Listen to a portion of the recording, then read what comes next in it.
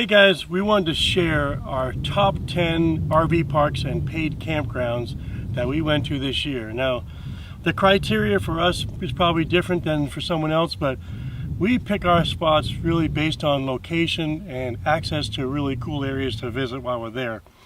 Some of the parks, some of them are greater than others, but our locations is what we really try to focus on. This is not in any specific order, we just bring them to you. So number one is the Petaluma KOA, and that's in Petaluma, California. And one thing that's really nice about this park is it's really centrally located to the North Bay, wine country. It's got tons of beer. You got really close access to the ocean in Bodega Bay.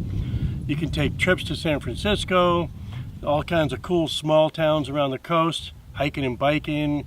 You got the Russian River nearby. It's just a really, really nice location. Okay, number 2 on our list is the Elkhart County Fairgrounds in Goshen, Indiana. It's a huge park with great facilities. It's right in the midst of Amish country, and it is definitely RV central. Any manufacturer that you want to go and visit, you can do tours there. It's really nice. Buggies and autos blend together amazingly in that town. It's cool. And there are so many farms to visit. It's really a beautiful area. There is the RV and Manufactured Home Museum there right in Elkhart, which is very cool to see how this whole thing got started. Okay, number 3 is Absaroka Bay RV Park in Cody, Wyoming. I mean, you gotta get to Cody, Wyoming sometime in your life because it is really, really cool. The park itself, nothing super great about it, but it's great access. The people that run it are really nice. The main reasons to go there for me, Buffalo Bill Center of the West, which is a Smithsonian affiliate, and it's basically 5 museums in one. So you can go online and check out each one of those museums. You got Yellowstone, which is beautiful, obviously. The great downtown, you got the Irma Hotel. And there's a rodeo every night from June to August. They got this recreation of an old trail town. They got the Tetons. And then the reason we really went there, they got the best 4th of July parade in the country. Absolutely the best. Number 4 on our list is the Oasis RV Park in Las Vegas. What can I say? It's Vegas, baby. It's clean, it's close to the Strip. Red Rock Canyons for hiking is just amazing. The shows and the casinos obviously are in Vegas. Hoover Dam is right down the road, so that's really a cool one to go see. And there's just too many things to actually list because it's basically Vegas. It's Vegas. It's Vegas, baby. Number 5 on the list is Lake Havasu State Park in Lake Havasu, Arizona. I mean, again, it's kind of like Vegas. It's all about the water here. So the lake is really cool. The park sits right on the water. You got the London Bridge, nightlife. You got motorboats, kayaks, jet skis, tours, fishing. I mean, you can do anything you want in Havasu. It's just a really, really fun town in the winter. That's right. Number 6 on our countdown is the Moab Rim RV Park in Moab, Utah. We happen to be partial to Utah, so really any place in Utah is great. But the Moab Rim RV Park was really nice, very centrally located, right smack in the middle. It's not quite downtown, which is nice. It's a little bit quieter, but it's very easy to get to.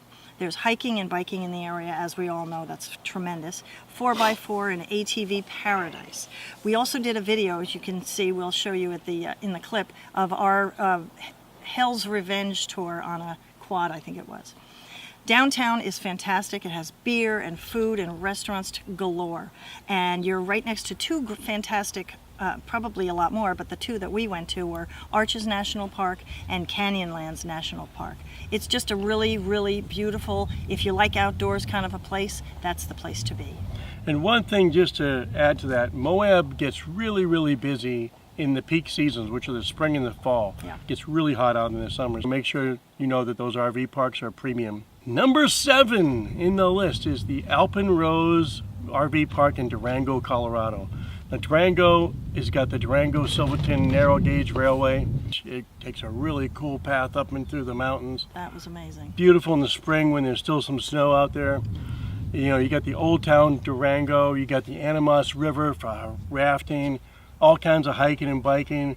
And then you got really good access to the Mesa Verde National Park, you know, all the cliff dwellings. That was one of the things I definitely had to see, were the cliff dwellings. Yeah. And then, of course, they've got all kinds of beer out there. So any fan of beer, go to Durango. I'm finding a pattern here. There is a pattern. We go to places that have beer. Number 8 is BJ's RV Park in Terlingua, Texas. Now, Terlingua, Texas is right outside of Big Bend, and it's a very tiny little town, so it's very, very few RV parks. But this one was just very quaint and friendly. It's the gateway to the Big Bend National Park. It's right outside of it. And they have a really cool ghost town right up the road, which is just a must-see. Parking is in the dirt, and there is a pedestal for power and water. There's a really nice restaurant that used to be an old theater called the Starlight Theater, food and music every night. It's fantastic. La Kiva was a really cool cave restaurant bar. It's literally in a cave, so when it's 100 degrees in that area, it's like 70 degrees down there, so it's really, really nice. And if you want to see the stars, I'm talking about the darkest sky you'll ever see in your life. That is a must-see. Yeah, it's crazy there. And one thing I really liked was the porch. The porch is famous in Terlingua. It's just kind of a hangout spot. Grab a guitar, grab a beer, Right. and it's a fun place. Number 9, one of my favorite areas that I did not know about until I went there, was Fredericksburg, Texas. We went to the Fredericksburg, Texas KOA. It's kind of an adult park. There's not a lot for kids to do there, but they have a live music stage. They had some bands playing. And Fredericksburg's a German town, and it's a cool place. They got wineries. They got the Garrison Brothers Distillery. Fantastic German restaurants. Definitely nice distillery, too. Notice the trend. Back to the drinking again. Back to the trend. Okay. And then they have really probably one of the nicest museums I've ever been to. I got to go back there because I didn't get a chance to finish. It's the Museum of the Pacific War. It's awesome. We also went to LBJ Ranch. You can go to Enchanted Rock, which is this monstrous rock outcropping not far from town. You really can't be bored here. And then probably one of my favorite little places, famous by Willie, is Luckenbach. And Luckenbach has the population of 2. They got a music stage. They got a bar. It's literally like 15 minutes from the Fredericksburg KOA. Yeah. Very, very cool. And you never know who's going to show up, so it's just a fun place to visit. And I bet you can get a beer there. I think you can get beer, too. Number 10 in the hit parade is Hacienda RV Resort in Las Cruces, New Mexico. This is a resort that was put together by RVers, for RVers, and it really shows. The sites are spotless, flat. It's about the best maintained we've ever seen. Right down the road is the historic little town of Mesilla. A lot of cool history in there. Hatch is a town that's just about a half an hour or so away, where you can get the best chilies by far anywhere around that area. There's a fantastic recycled material sculpture downtown in the shape of a roadrunner. Very cool, good spot for a photo. Wineries, breweries, fantastic restaurants, and one of the best national parks in the area. The most fun was the National Park, White Sands National Monument.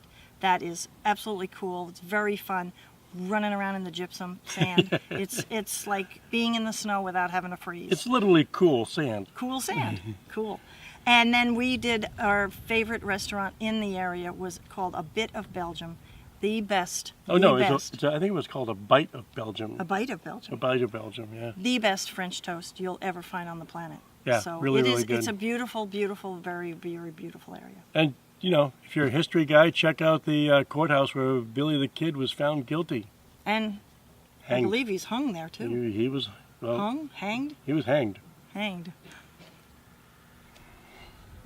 And number 10.5. 10.5. I thought we Yeah, had 10. We had 10, but I added a little 0.5 because Just a mention. this was not... Honorary mention. It's an honorary mention, is right. It was Oakwood Trails in Austin, Minnesota. So Austin, Minnesota, not the big, attraction, but it was a cool park surrounded by cornfields. It was like a little hidden gem out in the woods, You quiet. didn't even know you were going back there. Oh, it was beautiful. And the reason we stopped, because we liked going to weird stuff, the Spam Museum. So, Oh, yeah. yeah, I love the Spam Museum. And actually, I learned a little history about the Hormel Company and how they really did the residents of Austin right. I mean, I was They take very good care of very them. surprised at that, actually. Anyway, that's it for our top 10.5 RV sites that we have seen in the year 2017. There's probably so many more that we could have talked about, but these are the top 10 that we were able to put together. And we're totally looking forward to 2018 and coming up with another 10 to talk about and let you guys know about, so that you might be able... 10.5. 10.5 then. Yeah. There it is. Okay. Take care. Take care. If you like this video, please subscribe and leave any comments or questions below. We'll be happy to answer them. If you guys have any suggestions for us to go next year, please let us know. Hey. We're always looking. That's a great idea. Yeah. Okay. Take care. Later.